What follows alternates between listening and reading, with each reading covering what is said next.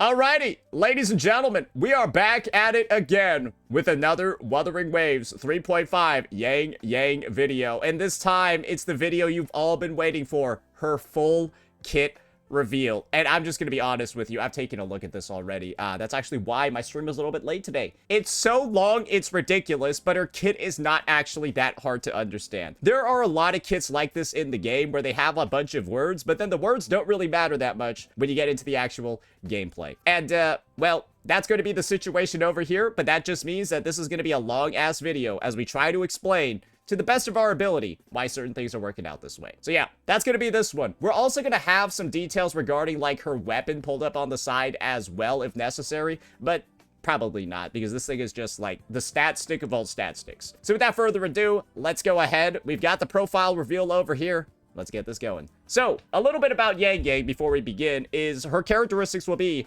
Havoc Bane, main DPS, sword stance switching with her resonance skill. She works a lot like, and maybe that's why Rebecca was free to play, Yangyang actually works almost identically to Rebecca when it comes to her stance switching ability. She basically has two separate basic attacks and unique heavy attacks attached to two attack forms. And so that essentially means when you've played Rebecca, right, and you switch between her shotgun form and her dual pistols, well, she's ranged, but you know how she has different heavy attacks, different enhanced attacks, right?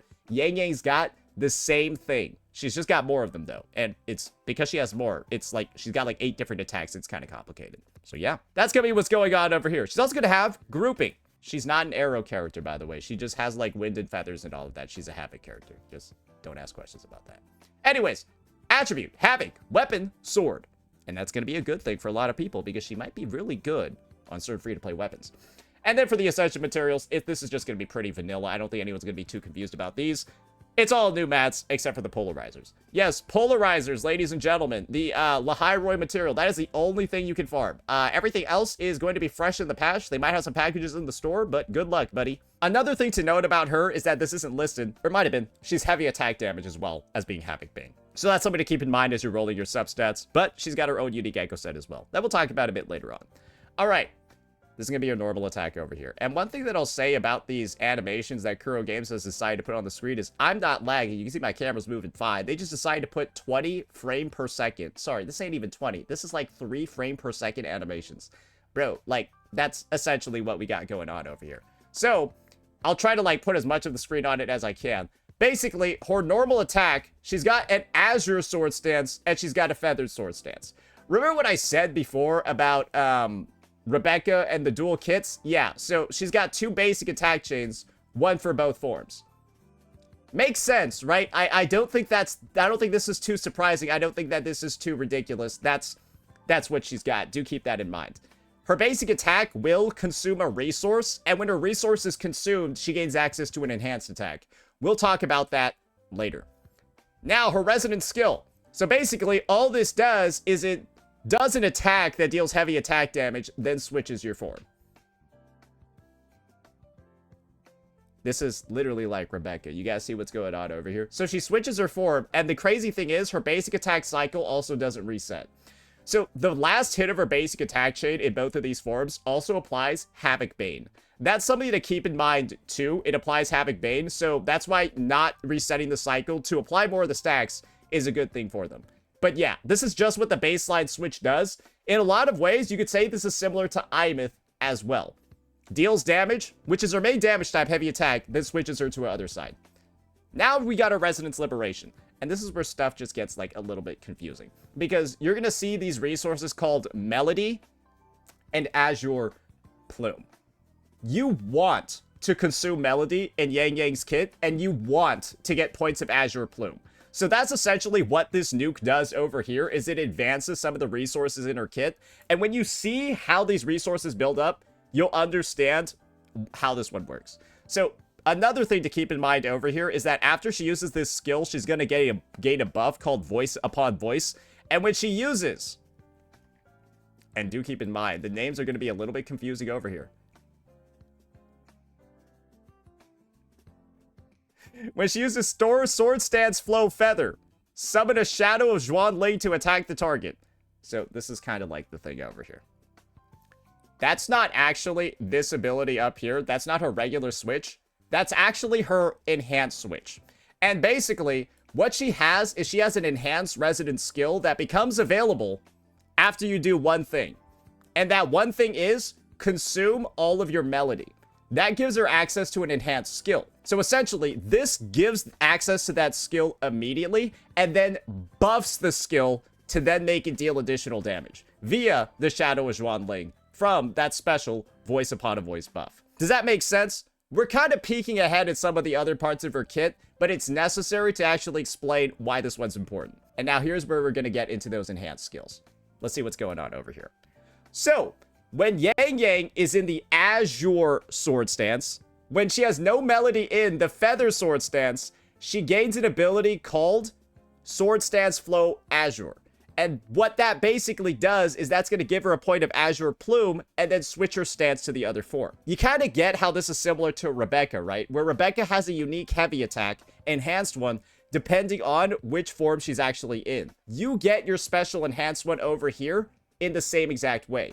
So basically, depending on the form that you're in, if you're in Azure Sword Stance and then you run out of melody, you gain Flow Feather. If you're in Feather Stance and you run out of melody, you get Flow Azure. Do you see what's going on? This is just a fat fucking typo over here. Kuro Games really needs to start double checking some of their shit. Because, like, this typo over here is just confusing. Yeah, no. Because she needs to be in Feather Sword Stance to use this one.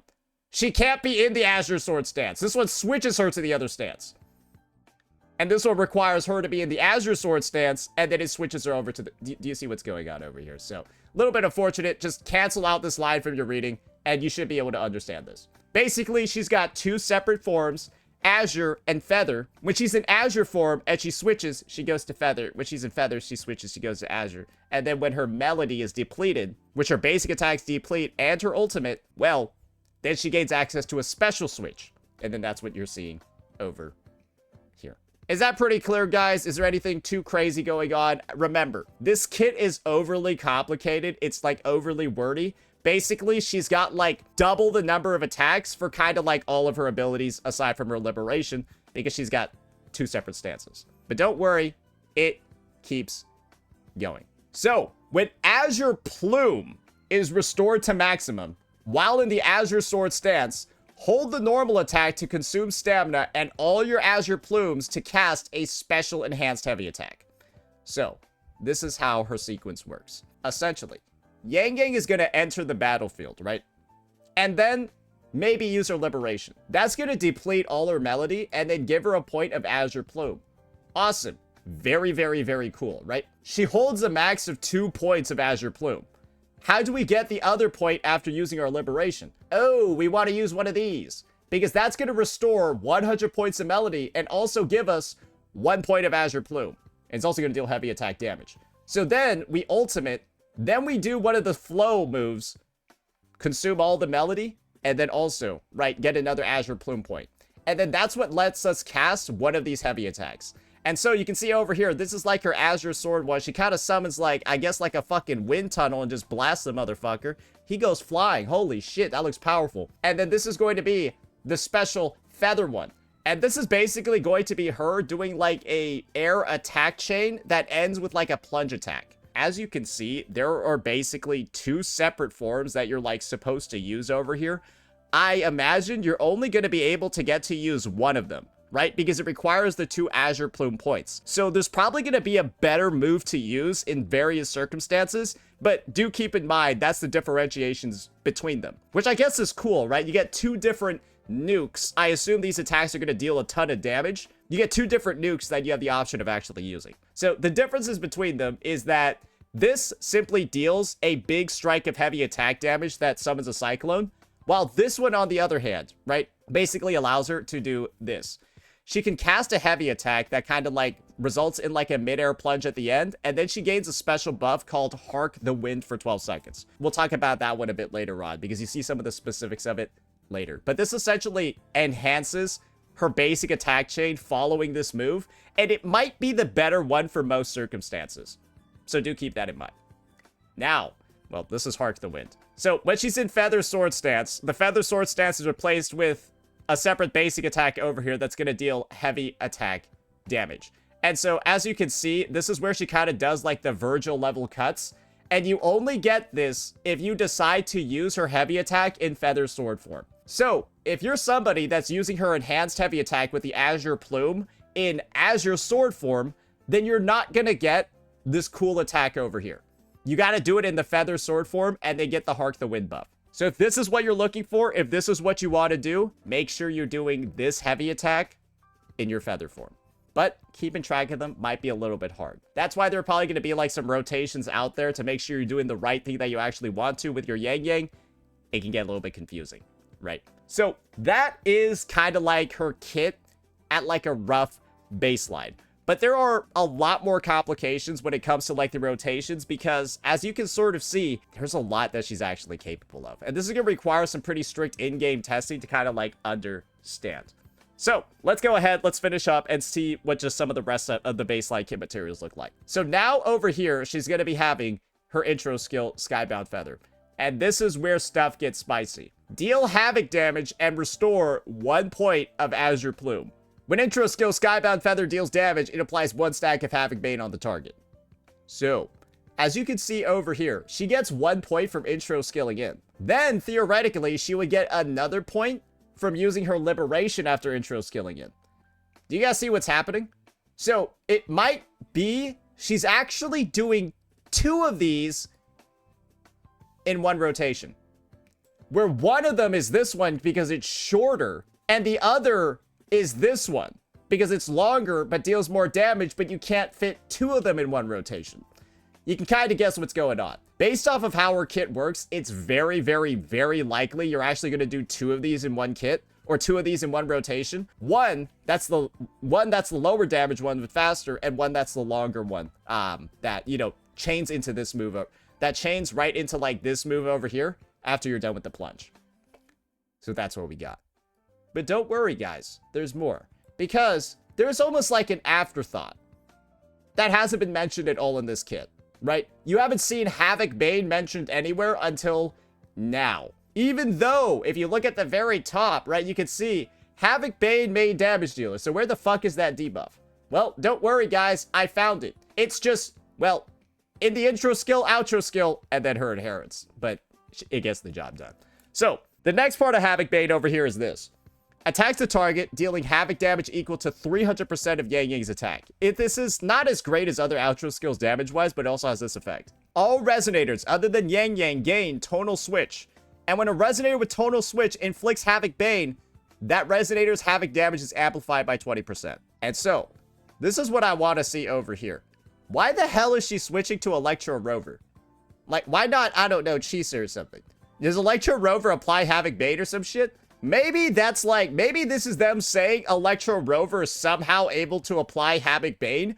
If that's true, that's crazy. But I don't know why they would put him in here when, why the fuck would he be in here? Like, why would they put in Chisa or something? I don't know. It's confusing, right? It's just confusing. But maybe it's because Rover's like, I don't know, meant to be, whatever, bro. I'm not here to ask questions. But you can see, she's got buffs for the Havoc Bane sub DPS that goes on her team. So if you do decide to run something like Chisa Yangyang, your Chisa's damage should get a decent amount of buffing over here. That's just 20% amp right there. So, yeah, there you go. That's where that one's coming from. However, you can kind of see that there's obviously room being made over here for a more premium sub DPS in the future. Probably one that doesn't heal as much as Chisa. Probably one that just does damage, more damage than healing than her. And that's probably where the pie is going to get, or that's probably like where the stuff's going to get sorted out right here. Now we got the combat guide. This is the worst one I've ever seen. Bro, this looks like this looks like notes someone was taking about the live stream. Like, this feels like notes. What the fuck? I'm not even reading this shit.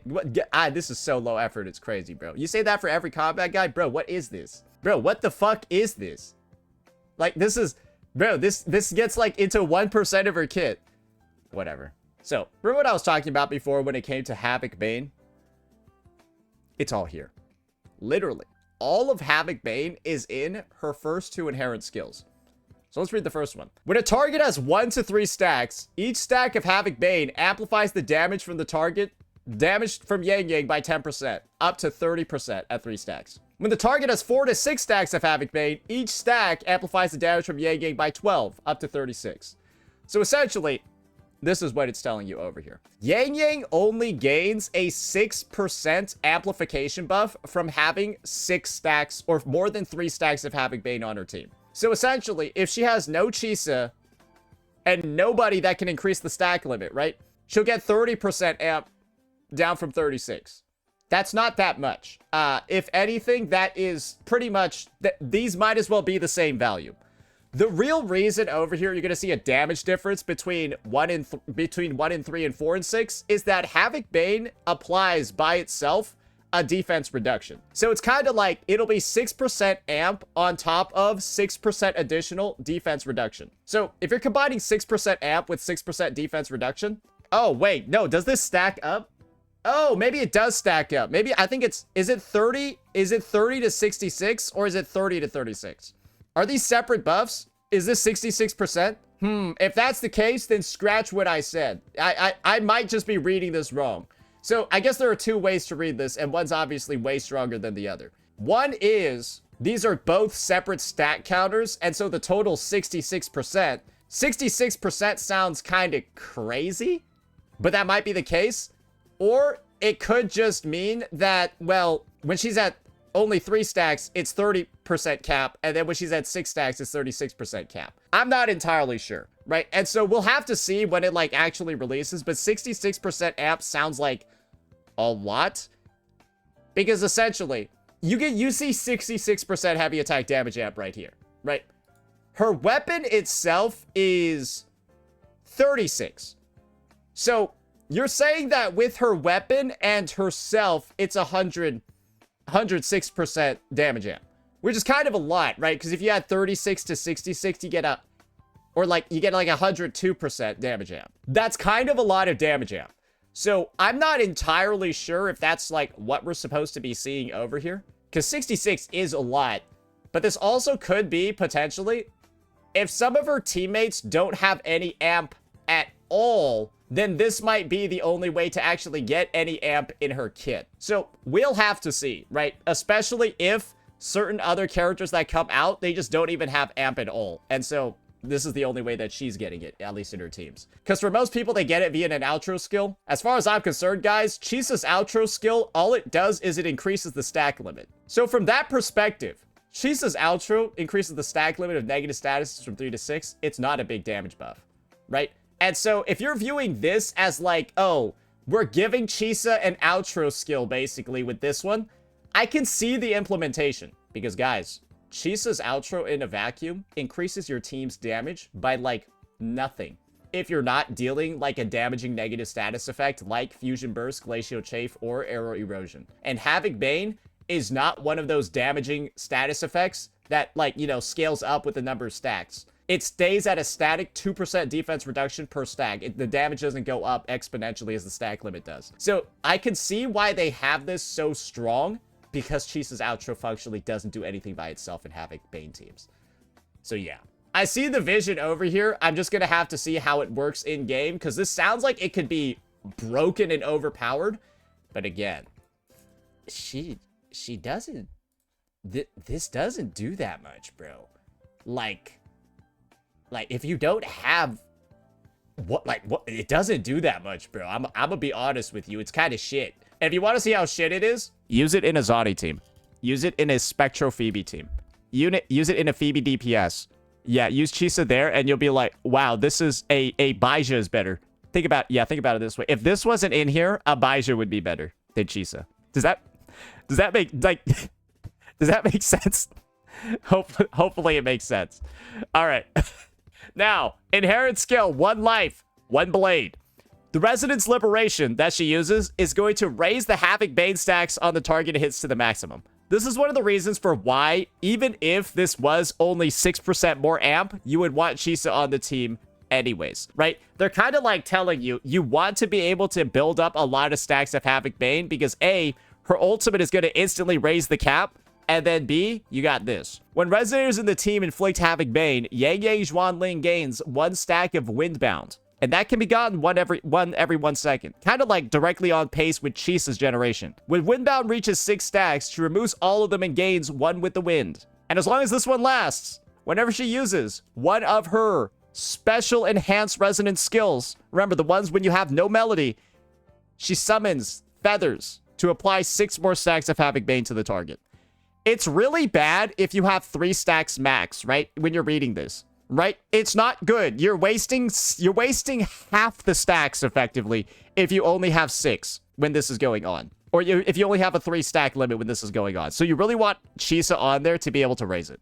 But yeah, that's her inherent skills over here. And as you can see, it makes a lot more sense why she's this Havoc Bane DPS, because there's functionally no really other place where Havoc Bane is really showing up in her kit. Basically, she just gets massive damage buffs when that negative status is maxed out on the enemy. And you really want it to be maxed out all of the time. Now, this is where we're going to have to start getting into the wordy explanations over here of those enhanced resonance skills. Remember, these are the enhanced resonance skills that are available only when you fully depleted your melody. And so, when you're in Feather stance, you gain the 1 to switch to Azure. And when you're in Feather, you gain the, or when you're in Azure, you gain the 1 to switch to Sword. And that's essentially it. So, one thing to keep in mind, why you want so much Havoc Bane generation is this. These special enhanced heavy attacks, they give you back your melody, and they give you the point of Azure Plume, but they also do this. They also consume a stack of Havoc Bane on the target. They consume a stack of Havoc Bane on the target. Do we see that going on over here? So you want to be able to maintain the uptime. That's why having a character like Chisa, who continually applies Havoc Bane while off field via her resonance skill, very, very, very helpful. Yes, she marks the target over here, bro. Stagnate and deal Havoc damage, and then she constantly reapplies it, right? You really want that. Another thing to keep in mind is that if she performs a dodge, she actually consumes 50% of her melody. You really want to consume your melody as fast as possible, right? Because your melody is how you gain access to these attacks. So actually dodging is what gains you access to these attacks faster. Very cool decision that Kuro decided to do with this kit. Because basically, her basic attacks are like her 0 damage moves. They're kind of like Imiths. Her basic attacks don't deal that much damage. They're basically being used to use her enhanced skills in her enhanced heavy attacks. Imagine if Imith could dodge while in her like regular form and gain more points of her Forte. That's essentially what this is like over here. She'll deplete her Forte, and you want her Forte to be empty to use her heavy attacks. Or to use her special enhanced resonance skills that switch her forms and do all of that. And remember, the other stance is also going to consume the Havoc Bane as well. So there you go. Now, this is where stuff is going to get a little bit crazy. Remember those heavy attacks that we were looking at before? One where it shoots out, like, she goes like, blah, and then shoots out a giant wind cannon and then blasts the motherfuckers? That's the Azure one. Then she's got the Feather Sword one, where she kind of does the Virgil cuts afterwards. That's going to be those 2 abilities. So essentially, when she does the big sword wind blast, this is what happens. She gains a 160% crit damage bonus for the attack. And this bonus can be gotten every 25 seconds. And this buff is called Bated Breath. Keep this in mind. And in her Feather Sword stance, this is how it works.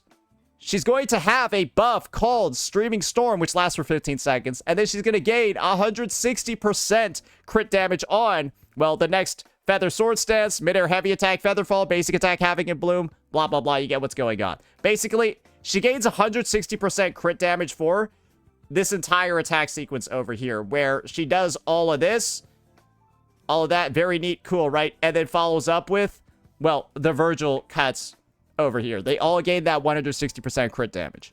However, as you're seeing, right, that's attached to a separate buff called Streaming Storm. So this is likely what's going to occur. You want to activate Bated Breath and Streaming Storm in the same rotation, because this one has a cooldown of 25 seconds, right? This one has a cooldown of 25 seconds as well. You're probably going to want to do both.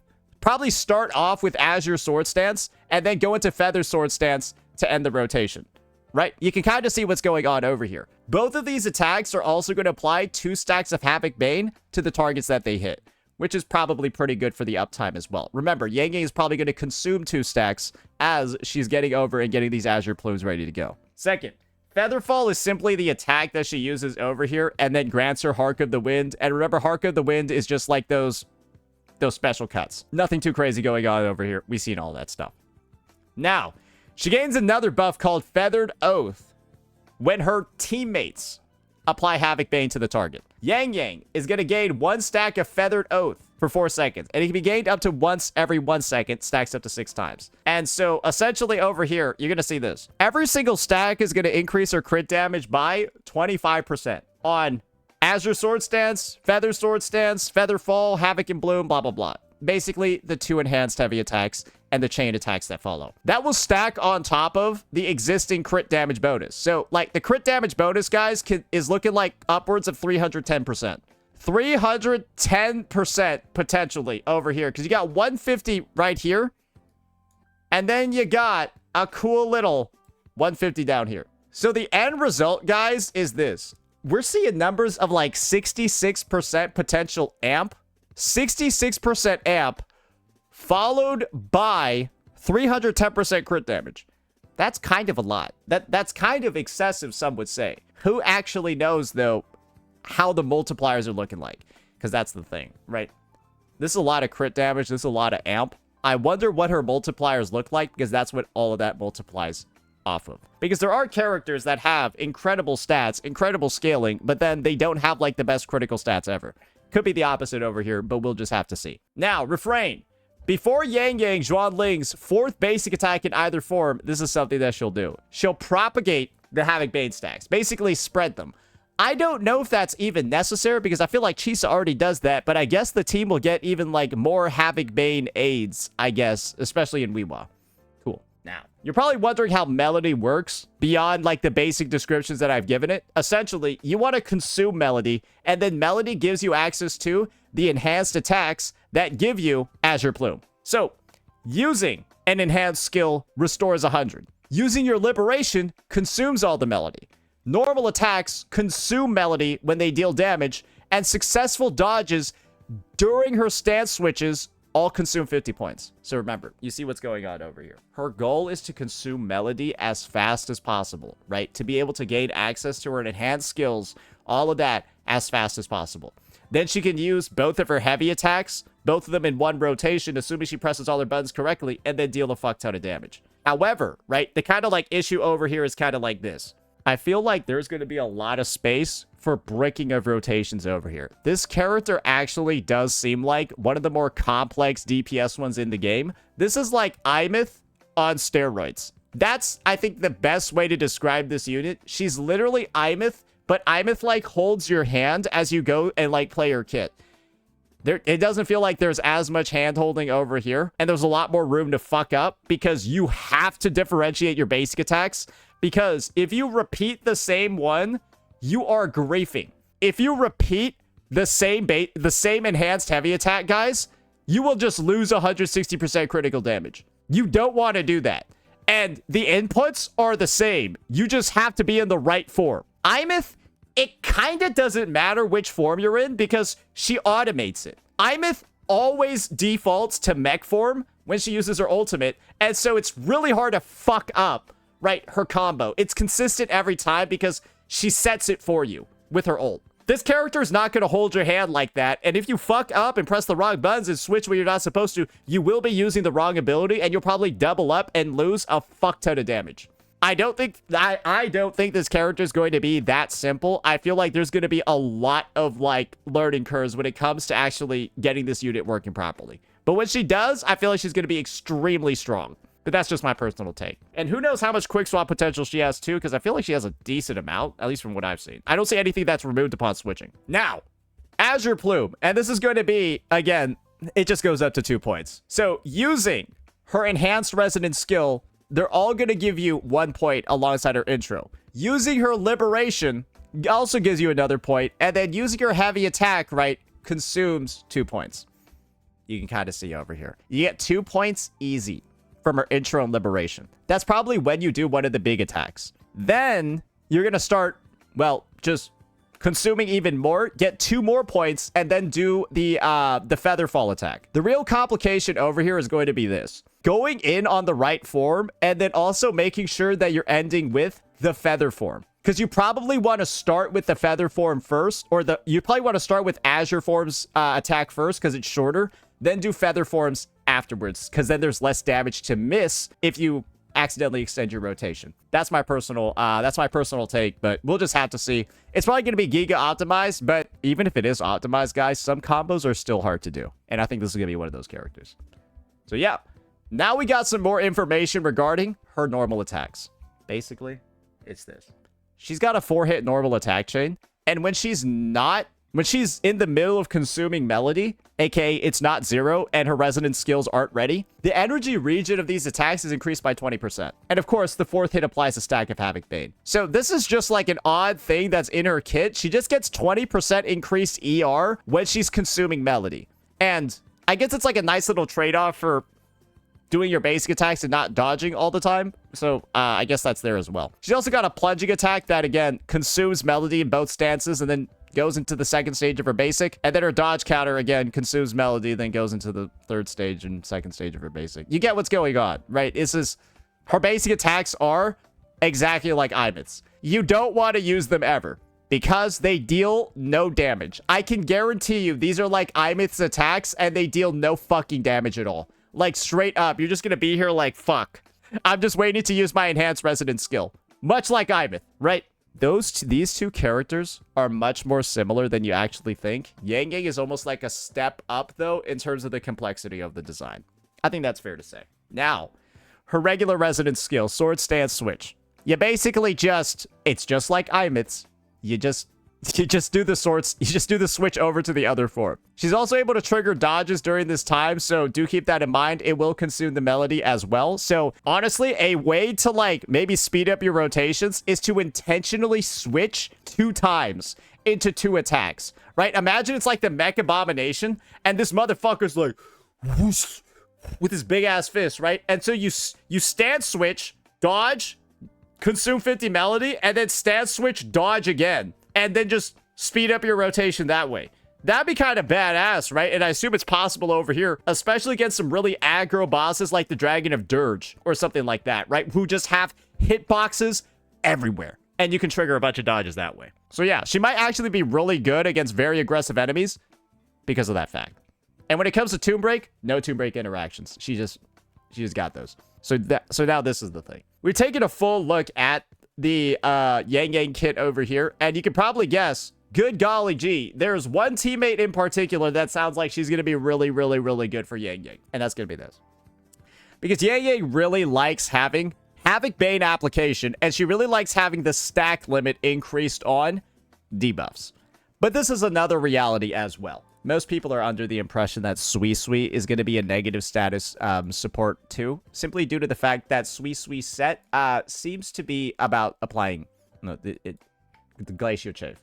So this is my take. I'm assuming Sui Sui is going to have a similar, well, stack limit increasing mechanic, because otherwise I don't think negative statuses work properly without that. That's just kind of how it is. And I don't see any reason for there to be 9 stacks of Havoc Bane on Yangyang's team. It doesn't seem like 9 stacks is much better than 6. So the reality is that Chisa is a stopgap. Think like Lene for Luke Herson.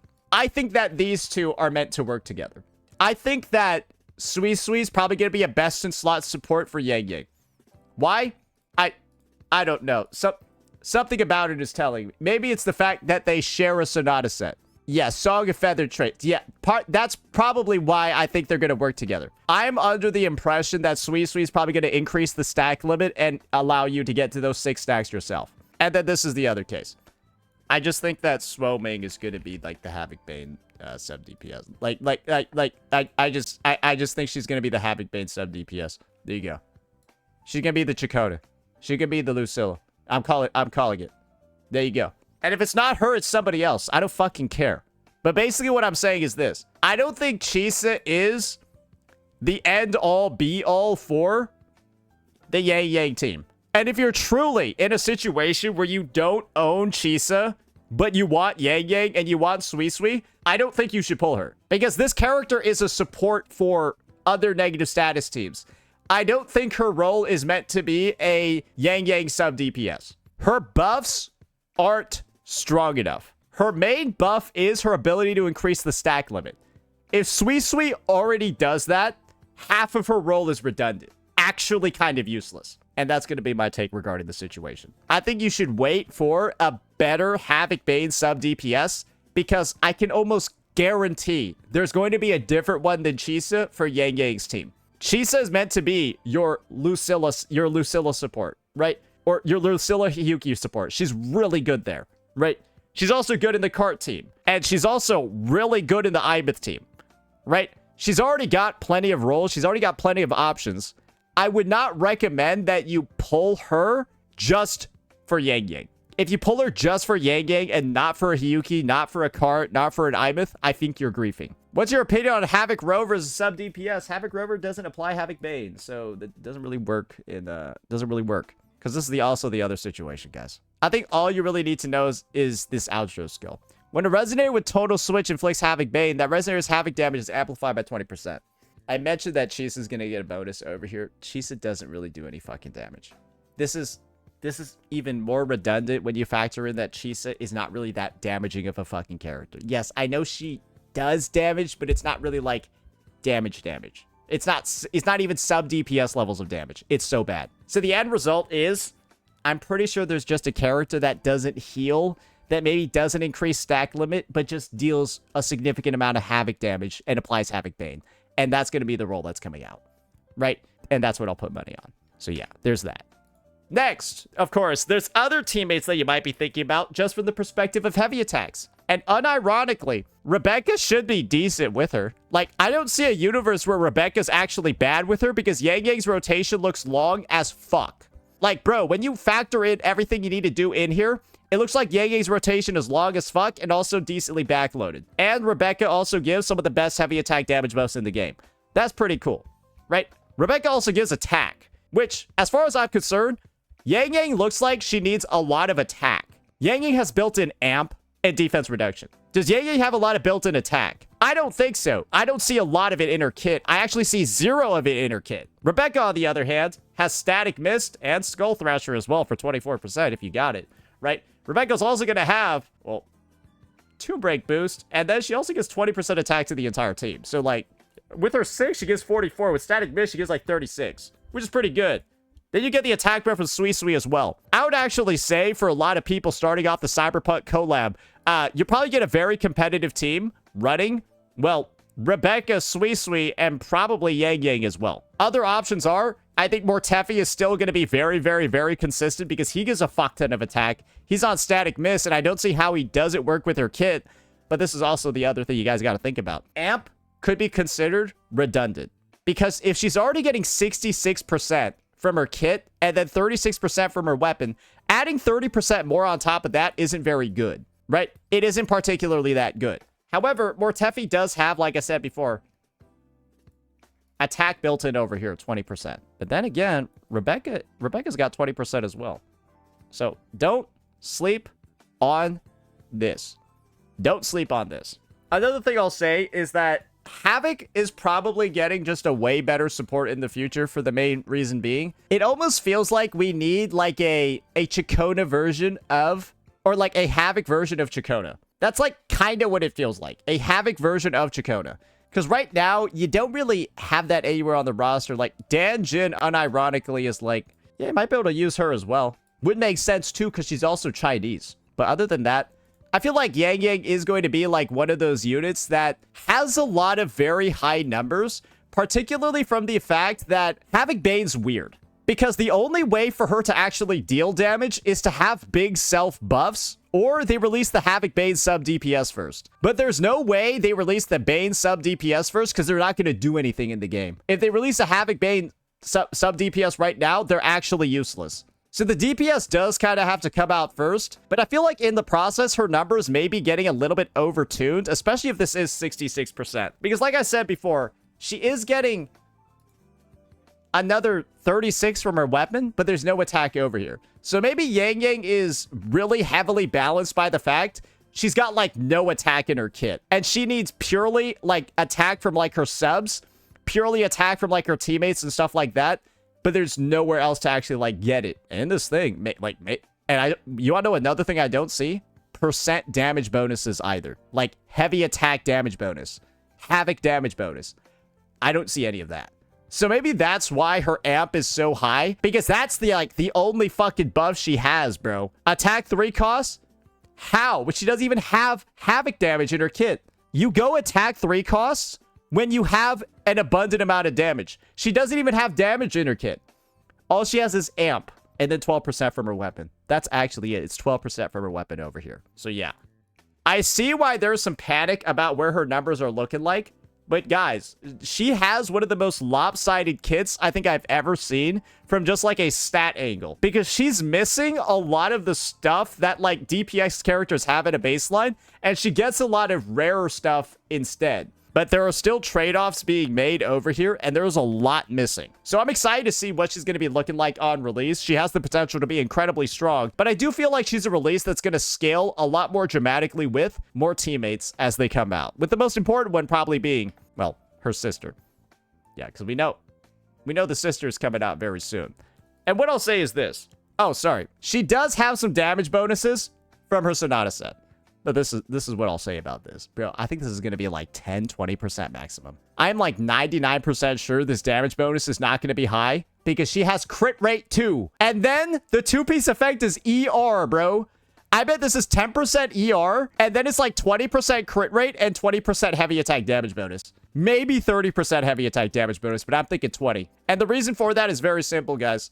We already have 2 of the strongest sets in the game, and these are the bonuses on those. Trailblazing Star gives you 20% fusion and 20% crit rate on top of 10% fusion, right? And I'm pretty sure, like, Sagrika said, bro, it only gets 15% arrow and 10% arrow and 20% echo skill crit rate.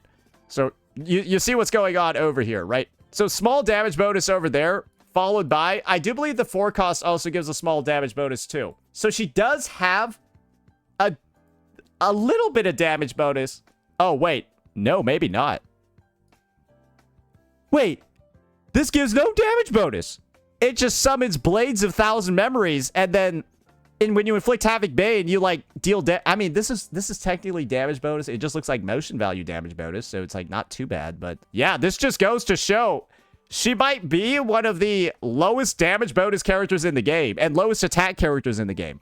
Like literally, I think she might actually be. I saw no attack anywhere. And the only attack she might be getting is from Sui set right here. So yeah, maybe that amplification isn't as bad as we thought because her other stats look almost non-existent. So yeah, we'll wait and see. But hopefully this overview, hopefully this breakdown, and of course, some of the weaknesses in her kit have been made a lot more clear so that you all can better prepare, especially as you go through your echo building, your character pulling, all of that for this new unit's release. That's going to be it for this one, ladies and gentlemen. And as promised, it's a long-ass video, but that's what happens when you have a long-ass kit. Let me know what you all thought. Peace out.